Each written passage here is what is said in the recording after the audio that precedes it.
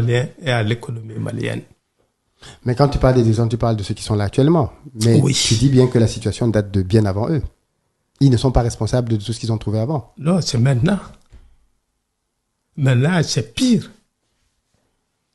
Avant, on faisait du business, il y avait des compagnies aériennes qui venaient, il y avait des majors de l'économie mondiale qui venaient investir. Aujourd'hui, tout le monde est parti. On est seul. On n'est pas avec la communauté internationale africaine. On n'est pas avec la communauté internationale européenne, ni avec personne. On est devenus des souverainistes dans tous les domaines. On est souverain économiquement, on est souverain financièrement, on est souverain militairement, on est souverain alimentairement, alors que ça ne va pas du tout dans le pays.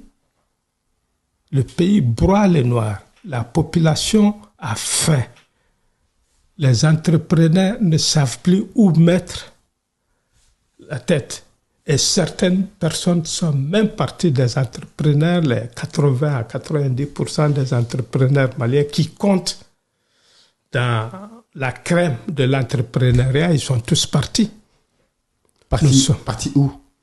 Dans les pays voisins, comme ils ont quitté le Mali. Côte d'Ivoire, ouais, ils ont quitté le Mali. Il y en a qui sont en Côte d'Ivoire, il y en a qui sont au Nigeria, il y en a qui sont au Sénégal.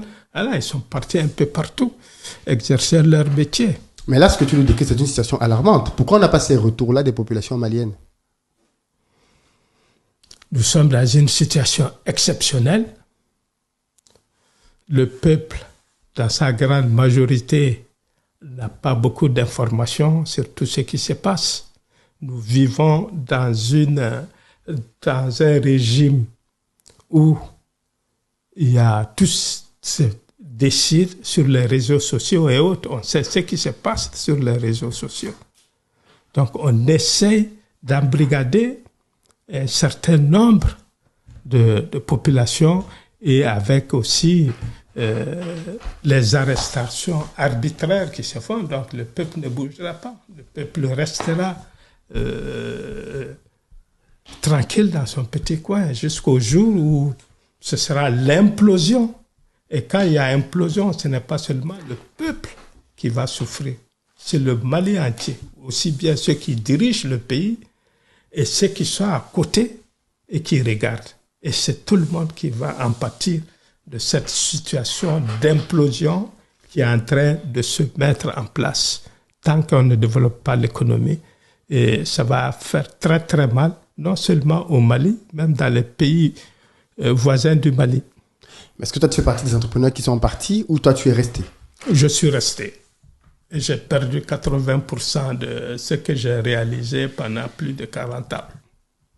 Du fait des autorités en place? Oui. Comment? Elles ont scellé tes activités?